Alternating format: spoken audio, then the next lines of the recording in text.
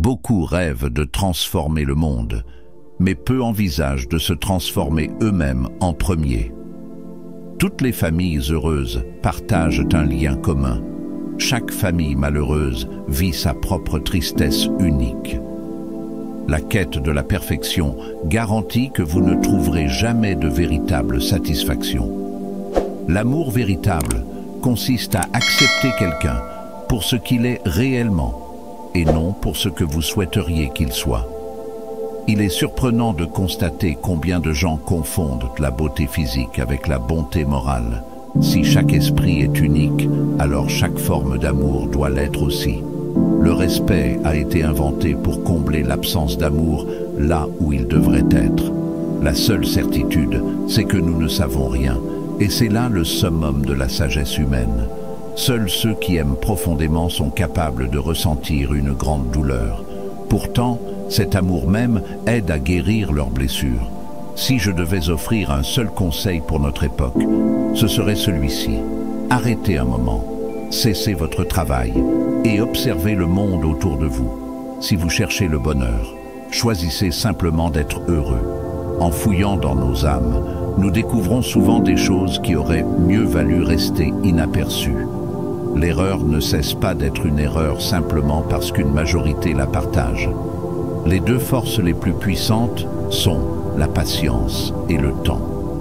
Nous avons échoué parce que nous nous sommes convaincus que nous avions échoué. La véritable grandeur se définit par la simplicité, la bonté et la vérité. Il est bien plus sage de faire le bien discrètement, sans chercher la reconnaissance.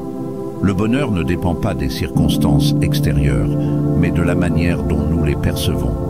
Personne n'a le droit de définir ce qui est juste ou injuste pour autrui.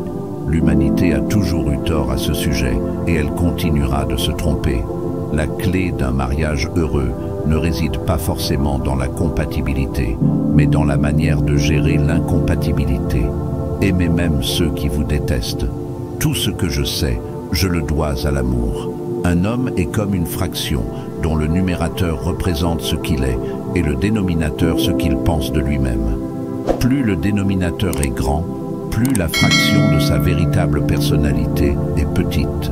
La diversité, le charme et la beauté de la vie proviennent à la fois de la lumière et de l'ombre. Sa confiance en lui lorsqu'il parlait rendait impossible de savoir si ses mots étaient brillants ou fous. Chaque mensonge est un poison.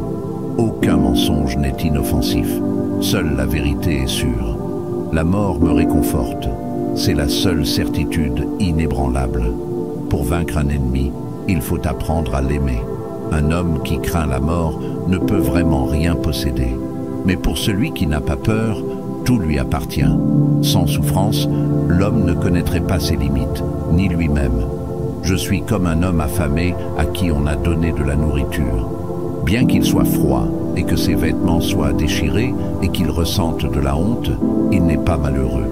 Comment peut-on être en bonne santé lorsqu'on souffre moralement? Chaque cœur porte ses propres secrets. Les choses intelligentes sont souvent tellement ennuyeuses. La musique est une forme condensée d'émotions.